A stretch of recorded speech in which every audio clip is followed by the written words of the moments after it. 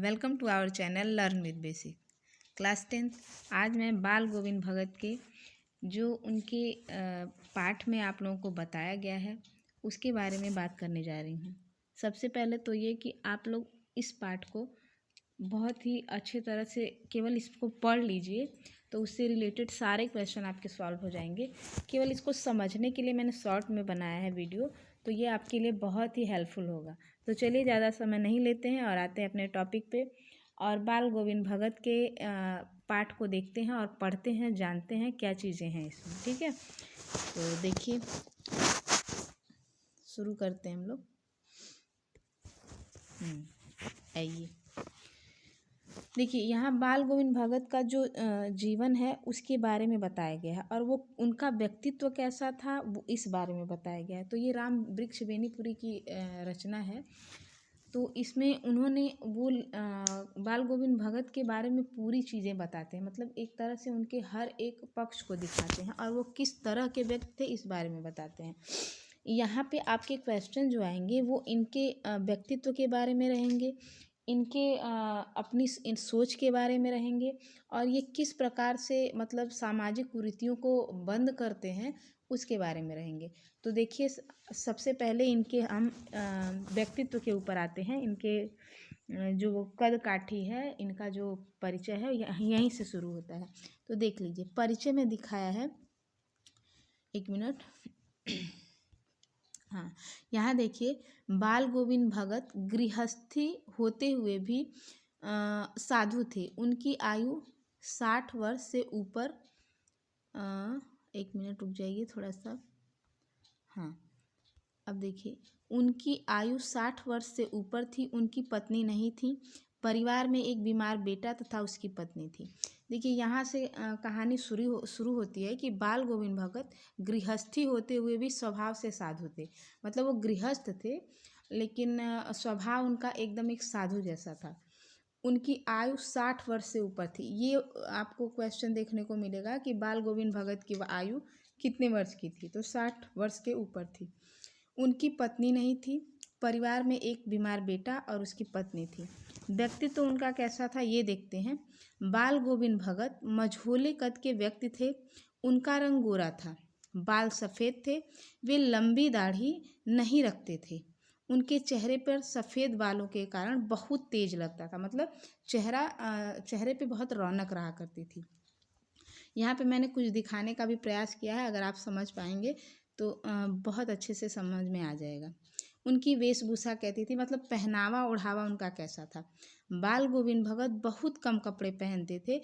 उनके अनुसार शरीर पर उतने ही कपड़े पहनने चाहिए जितने शरीर पर आवश्यक हों। ठीक है, कमर पर एक लंगोटी पहनते थे। सिर पर कनफटी टोपी, देखिए यहाँ कनफटी मतलब यहाँ कान से फटी हुई। सर्दियों में वे काली कंबल ओढ़ते थे। मस्तक पर रामानंदी चंदन का टीका होता था। वह टीका नाक से शुरू होकर ऊपर तक जाता था। गले में जड़ों की बेडौल माला, मतलब एक पौधे की जड़ होती थी, उसकी एक बेडौल माला होती थी। आगे देखिए, इनका व्यवसाय था, मतलब ये काम धाम क्या करते थे।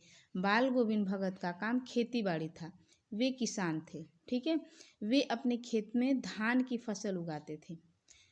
अब देखिए, वो जो व्यक्तित्व था उनका, जो उनकी पर्सनालिटी थी उसके बारे में आपको बता दिया। क्वेश्चन आता है कि उनका व्यक्तित्व कैसा था और उनका गृहस्थ जीवन कैसा था, उनके परिवार में लोग कैसे थे। तो आपको ये सारी चीज़ें मैच करके एक क्वेश्चन का आंसर आराम से बन जाएगा। अब देखिए, कबीर के भगत और इनकी जो विशेषता थी उसके बारे में आते हैं। ये जो है कबीर को बहुत मानते थे बाल गोविंद भगत। बाल गोविंद भगत गृहस्थी होते हुए भी साधु थे। उन्होंने अपने जीवन में कबीर जी का जीवन वृत्त उतार रखा था। यानी वो कबीर, जैसे कबीर जी समाज सुधारक थे ना, सेम इनका भी वही स्वभाव था। वे कबीर जी को अपना साहब मानते थे, मतलब अपना आदर्श मानते थे। उनकी शिक्षाओं पर अमल करते थे। उनके अनुसार उनका जो कुछ है वह सब साहब कबीर जी की देन है। मतलब उनके लाइफ में वो ये सोचते थे कि मेरा जो कुछ भी है वो केवल और केवल कबीर जी का है। आगे देखिए, मधुर गायक बाल गोविंद भगत एक मधुर गायक थे, मतलब गाते थे, बहुत अच्छी आवाज़ थी उनकी। उनका गीत सुनने वाला व्यक्ति अपनी सुध बुध खोकर उन्हीं में खो जाता था। वे कबीर जी के पद गाते थे, ठीक है, और वो इस ढंग से उसको गाते थे कि ऐसा लगता था कि सभी पद जीवित हो उठेंगे। बाल गोविंद भगत के संगीत का जादू सबको झूमने के लिए मजबूर कर देता था। यानी कबीर जी के जितने भी पद थे वे उनको खूब गाते थे, और ऐसा गाते थे जैसे लगता था कि अभी वो सब पद जीवित, यानी अभी उन सब पदों में जान आ जाएगी। ठीक है, आगे देखिए। संतोषी वृत्त के व्यक्ति, देखिए मैं ये आपको क्यों बता रही हूँ, इसलिए बता रही हूँ क्योंकि यहाँ पे अभी मैं आपको पूरा डिटेल में लेसन नहीं पढ़ा सकती हूँ, क्योंकि परीक्षा आपके सिर पे है। मैं आपको वो पॉइंट दिखाने का प्रयास कर रही हूँ जो आपकी परीक्षा में आने वाले हैं। बाल गोविंद भगत संतोषी वृत्त के व्यक्ति थे। उनकी निजी आवश्यकताएं थी, उनकी निजी आवश्यकताएं सीमित थी, मतलब उनको बहुत तामझाम की ज़रूरत नहीं थी। उनके खेत में जो पैदावार होती थी वे उसे कबीर जी के मठ में पहुंचा देते थे। वहाँ से जो प्रसाद के रूप में मिलता था उसी में अपनी गृहस्थी का निर्वाह करते थे। मतलब वो एक किसान थे, जाहिर सी बात है उनके यहाँ मतलब अनाज की उपज होती थी, लेकिन उस अनाज का उपयोग करने से पहले वो कबीर के मठ में जाके वो पूरी बोरियां भर भर के रखाते थे, और उसमें से जो प्रसाद के रूप में मिलता था उसी से अपना जीवन निर्वाह करते थे। अगला टॉपिक है परमात्मा से प्रेम। बाल गोविंद भगत भगवान के निराकार रूप को मानते थे, मतलब कबीर जी भी वैसे ही थे, निराकार ब्रह्म की उपासना करते थे। उनके कोई देवी देवता नहीं थे, वो आत्मा और परमात्मा में विश्वास करते थे। उनके भगवान काले गोरे और धनुष लिए बांसुरी बजाने वाले नहीं थे, वो एक निराकार थे जिनको वो अपने हृदय में वास करने का ऐसा प्रमाण दिखाते थे। तो सेम इनकी भी वही कंडीशन थी, ये भी निराकार रूप को मानते थे। उनके अनुसार आत्मा की मुक्ति के लिए परमात्मा से प्रेम करना चाहिए। ठीक है, उन्होंने मृत्यु की सच्चाई जान ली थी कि अंत में शरीर में से आत्मा निकलकर परमात्मा में मिल जाती है, इसलिए परमात्मा से प्रेम करना चाहिए। यानी उनका ये मानना था कि लास्ट में जो आत्मा है वो परमात्मा के पास ही जाने वाली है, तो हमें हमेशा परमात्मा को अपने ध्यान में रखना चाहिए, उनसे प्रेम रखना चाहिए। आगे क्या बताते हैं, ये मोह माया से दूर बाल गोविंद भगत मोह माया से दूर थे, मतलब इनको मोह जो है वो छू नहीं पाई थी। मोह और प्रेम में अंतर इसमें बताया गया है। तो इनको मोह माया से दूरी थी, मतलब ये उसमें पड़े नहीं थे, उन्हें केवल परमात्मा से प्रेम था। वे किसी भी प्रकार के मोह माया के बंधन में नहीं बंधते थे। जब उनके खुद के इकलौते बेटे की मृत्यु हुई तो उन्होंने शोक मनाने की अपेक्षा उसे आनंद मनाने का अवसर माना था। इस दिन उनके बेटे की आत्मा शरीर से मुक्त होकर परमात्मा से मिल गई थी, ऐसा उनका मानना था। उन्होंने बुढ़ापे में बेटे की मृत्यु के पश्चात उसकी पत्नी को भी उसके घर भेज दिया, जिद करके कि तुम जाओ यहाँ से।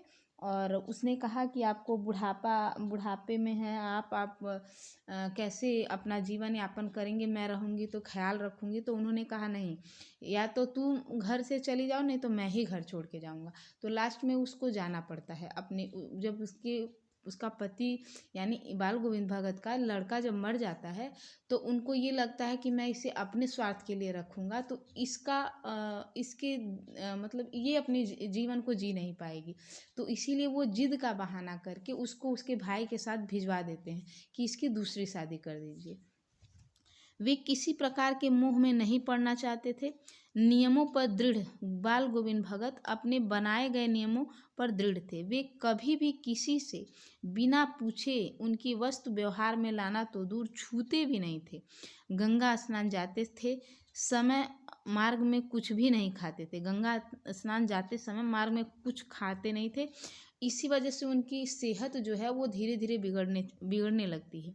उन्हें आने जाने में 4-5 दिन लग जाते थे और वो उनकी दिनचर्या का पालन उस बीमारी में भी करते रहते थे। ठीक है, तो इस प्रकार बाल गोविंद भगत के सारे व्यक्तित्व को मैंने आपके सामने रखा है, ताकि आप अपने प्रश्नों का जो उत्तर है इसको 2-3 बार पढ़ लेंगे तो आराम से दे सकेंगे। अगला देखिए टॉपिक क्या है, सामाजिक परंपराओं के विरोधी। बाल गोविंद भगत सामाजिक परंपराओं के विरोधी थे। जैसे कबीर जी समाज सुधारक थे, सेम इनकी भी वही कंडीशन थी। ये भी समाज के आडंबर, पूजा पाठ, ढोंग इन सबको नहीं मानते थे। उन्होंने अपने बेटे की मृत्यु से सभी क्रियाकर्म अपनी पुत्रवधू से करवाए। मतलब उनका ये मानना था कि जैसे कि एक पत्नी मरती है तो एक पति सारे दाह संस्कार करता है, तो जब एक पति मरता है तो पत्नी क्यों नहीं करे, वो भी कर सकती है। तो वो सारे काम वो जो है अपनी बहू से करवाते हैं। उन्होंने अपनी पुत्र वधू को पुनर्विवाह के लिए मजबूर किया। मतलब उन्होंने कहा कि तुम्हारी अभी लाइफ है, तुम अपनी लाइफ को जी सकती हो, तुम मेरे पीछे अपनी लाइफ को बर्बाद मत करो, यानी अपना जीवन बर्बाद मत करो। वे उसे अपने पास रखकर उसके मन को मरता हुआ नहीं देख सकते थे। वे ऐसी सामाजिक मान्यताओं को नहीं मानते थे जो किसी को दुख दें। ठीक है। तो बाल गोविंद भगत का चरित्र उनके साधुत्व को प्रकट करता है। मतलब थे तो गृहस्थ, लेकिन कहीं ना कहीं एक जो साधु होता है, जो बहुत आत्मसंयमी होता है, बहुत सोच विचार करने वाला होता है और अपने अपने स्वार्थ के आगे किसी दूसरे को नहीं यूज़ करता है, उस तरह का उनका व्यवहार था। तो ये सारी चीज़ें बाल गोविंद भगत के बारे में थी और ये आपके पूरे पाठ का निचोड़ है। अगर आप इसको एक बार अच्छे से पढ़ लेते हैं तो मुझे नहीं लगता कि इनसे रिलेटेड, बाल गोविंद भगत से रिलेटेड कोई भी क्वेश्चन आपको मतलब परेशान करेगा। ठीक है। तो पढ़ते रहिए, अपने लक्ष्य को प्राप्त करते रहिए। मिलते हैं नेक्स्ट वीडियो में, तब तक के लिए धन्यवाद।